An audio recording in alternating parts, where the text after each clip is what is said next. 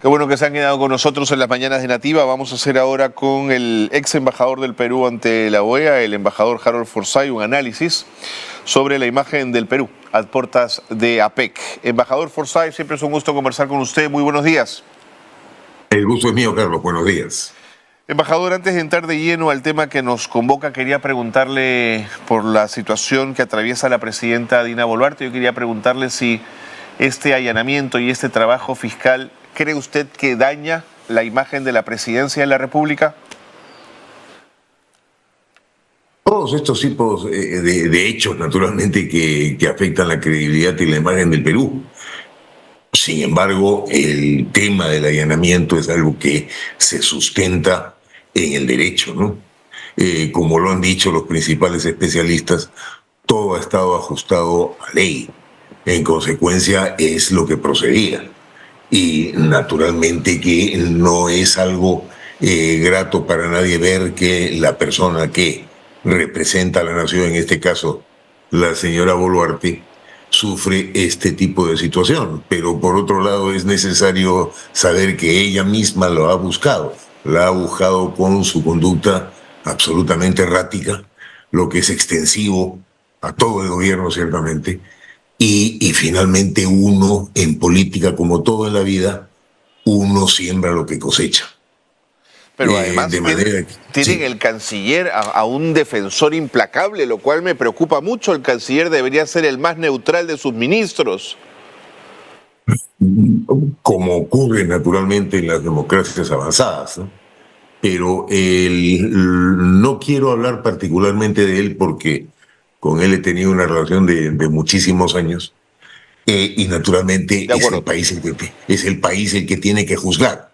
Pero lo cierto es que las consecuencias de este mal gobierno, la verdad, muy mal gobierno, se empiezan a ver en el exterior de una manera muy preocupante, ¿no? Y eso nos tiene afectados a todos porque yo nunca he visto la imagen del Perú, no solamente en condiciones tan precarias en el mundo entero, sino que además estamos haciendo el ridículo. Y esto ya es muy grave, ¿no? Hacer el ridículo y ser un poco el hazmerreír de la comunidad internacional, ¿no? ¿Cree usted que llegamos en esos términos ahora sí al evento APEC de fin de año? Eso naturalmente, Carlos, es especular. Faltan todavía varios meses. Y dicho sea de paso, el evento de APEC no es una gestión que ha obtenido el actual gobierno, ni mucho menos la señora Boluarte. Es una cosa que viene de antes, ¿no? Esto es algo que es necesario precisar. Pero parecería difícil que con una delincuencia desbordada, que con el crimen organizado que virtualmente toma el Perú y con un gobierno que tiene una acusada incompetencia para dirigir los asuntos del Perú, estemos en condiciones de cumplir de un modo mínimo decoroso. Para que vengan jefes de Estado de enorme importancia se requiere un control interno del país, un control y un manejo adecuado de la seguridad ciudadana. Y tenemos un gabinete en el cual yo diría que hay 3 o 4 personas que tendrían los merecimientos intelectuales y profesionales para estar allí. El gobierno realmente lo hace muy mal por donde se mire, Carlos. Y estar en la prensa mundial, básicamente en base a los relojes Rolex, es algo que naturalmente hace que el país sea incapaz de inspirar el respeto mínimo indispensable. Lo ha dicho usted con una claridad meridiana, embajador. Ha hablado, claro, una delincuencia rampante, un gobierno incompetente, pero yo añadiría, si usted me lo permite, y lo pongo a su consideración, las violaciones a los derechos humanos del 2023. Digamos, habrá países que dirán, yo no voy a ir a un país como el Perú donde esto está ocurriendo. Y está ocurriendo y nadie hace nada. Hay una cantidad de más de 50 muertos, sabe Dios cuál es el número exacto, y el gobierno sencillamente decidió guardar silencio.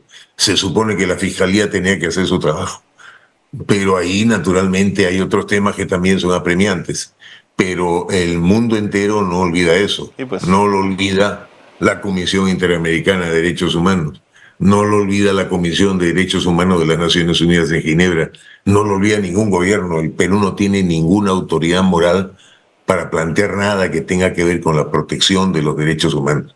Entonces, estamos en una situación altamente crítica por donde se mire, no solamente, obvio, desde el punto de vista internacional, pero desde el punto de vista interno, y de cómo está el país en este momento y cómo el pueblo peruano ha perdido por completo el más mínimo respeto a sus instituciones, ¿no?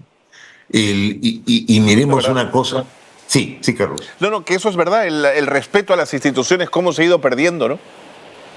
Es algo pues que naturalmente asusta. Seamos realistas, Carlos, esto no va a terminar bien. No hay forma de que termine bien para el gobierno, ni tampoco hay forma de que esto termine bien para el Congreso, ¿no? Se ha apoderado, el país ha sido tomado virtualmente por una especie de estructura ultraderechista.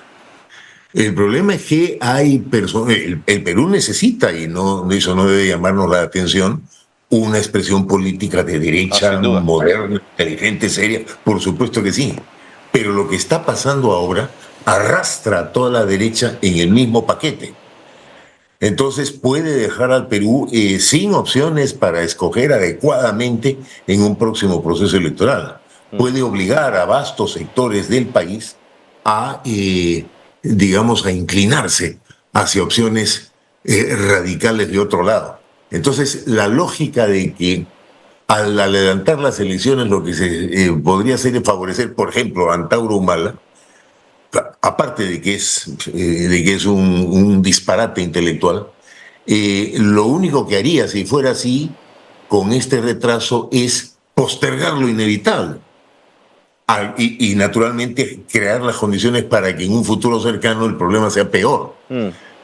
Por el bien de todos, o la señora debe renunciar de inmediato por, repito, su acusada incompetencia para gobernar el país, o al mismo tiempo el Congreso debería meditar muy bien qué es lo que se puede venir y que se tomen rápidamente las acciones conducentes a generar un cambio, porque el ridículo internacional que estamos haciendo con los relojes Rolex, con los desbalances patrimoniales, con los signos exteriores de riqueza, en medio de la pobreza rampante por la cual atraviesa el pueblo peruano, no habla bien de nosotros, de todos los peruanos. Y eso naturalmente nos duele muchísimo. Seguro. Pero las elecciones deben adelantarse. Es el pueblo el que debe decidir cómo organizar nuestra vida institucional, y esto debería hacerse cuanto antes, ¿no?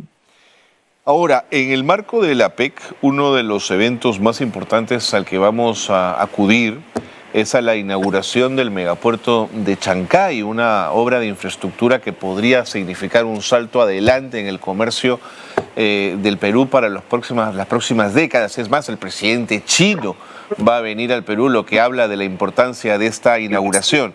Sin embargo, estas últimas semanas, Luis Thaís, de quien fuera parte del gobierno del presidente Toledo, lo recordará usted, y responsable del Consejo Nacional de Descentralización, ha puesto las alertas en la medida en que intereses chilenos, dirigidos además por Andrónico Luksic, a quien todos recordamos, el corrupto empresario chileno que negociaba con Montesinos los favores para Luchetti, estarían tomando la parte administrativa del puerto de Chancay. ¿Ha escuchado usted esto? ¿Le preocupa, embajador? He escuchado lo que ha dicho Thaís y por supuesto que preocupa, son informaciones que tienen que constatarse, ¿no? Eso en condiciones normales, espero que se den esas condiciones, puede ser algo importantísimo para el comercio del Perú, en nuestra proyección hacia la cuenca del Pacífico y hacia el mundo en general, ¿no? Evidentemente que sí. No es un evento, sin embargo, en el marco de APEC. Okay. Sucede porque no es un tema que tiene relación directa con esta cumbre, sino que en esa oportunidad vendría el presidente Xi Jinping, a quien tuve la suerte de conocer muy bien personalmente cuando el que habla ejercía la función de embajador del Perú en la China. Uh-huh. Es un hombre ciertamente muy interesante, y por supuesto que para el Perú un honor recibirlo y ver que participe en la inauguración de este megapuerto. No obstante, todo eso está por verse, ¿no? Porque son personas que se mueven con una seguridad impresionante, sobre todo viendo cómo está el mundo, ¿no? Vamos a ver qué pasa en las próximas semanas. Personalmente tengo una opinión. El gobierno esta señora Boluarte está absolutamente descalificada para ejercer el cargo de presidente de la República si esto ocurriera. Esperemos que esto ocurra con otra persona interinamente a cargo del gobierno, pero la situación no da para más verdaderamente, ¿no? Entonces, quienes están detrás de una opción de derecha tienen que pensarlo muy bien, porque están siendo arrastrados por este gobierno. Y lo que deberían hacer más bien es diferenciarse, ¿no?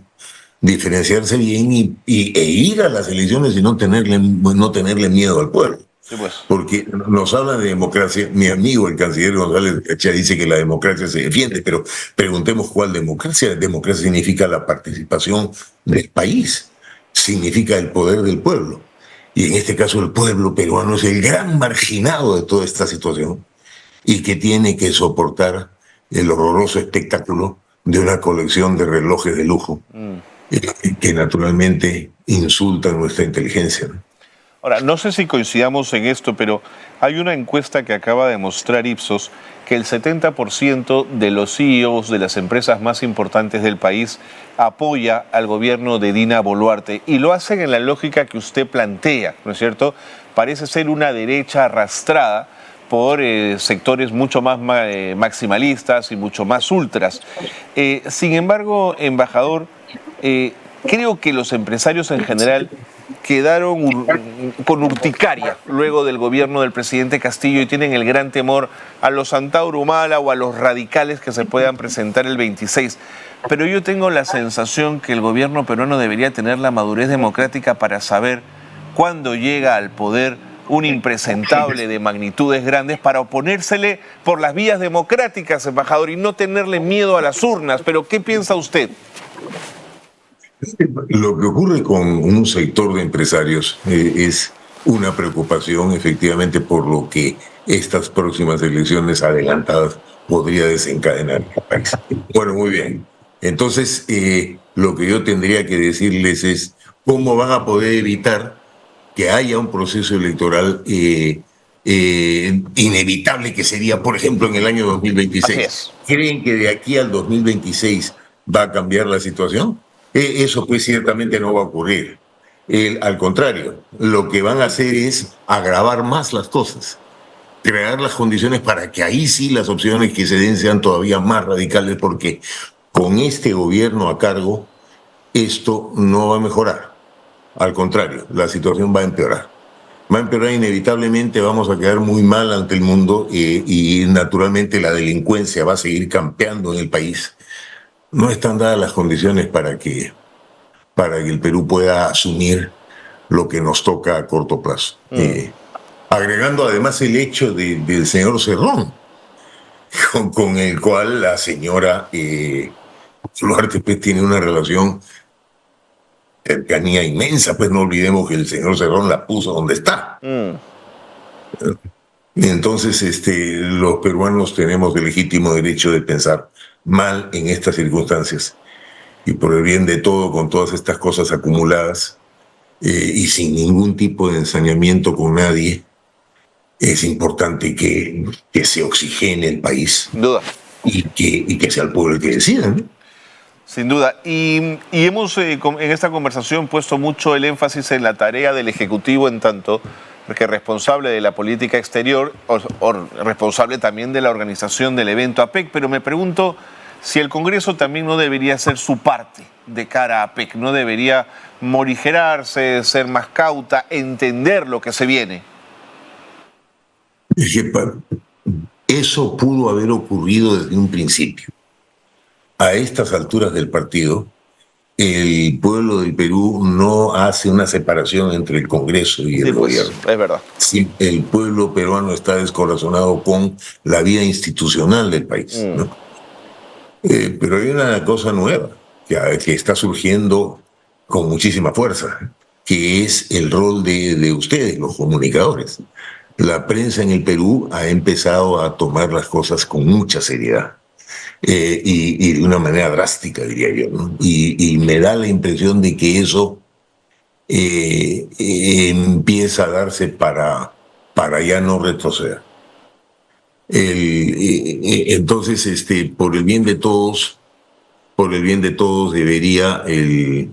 debería el Congreso meditar, efectivamente moderarse, pero si ahora mismo tenemos, dentro de 2 días o dentro de 3 días, la presentación del gabinete del señor Gustavo Adriansen, y en estas condiciones recibe la confianza de la representación nacional, me pregunto qué es lo que va a pensar el pueblo peruano. Claro. Eso es un contrasentido, ¿no? Totalmente. Embajador, hemos agotado muchos temas. Quería agradecerle, como siempre, la gentileza y la apertura para hablar de estos asuntos. Muchísimas gracias, embajador. Gracias por esta oportunidad, Carlos, y muchos éxitos en el trabajo periodístico.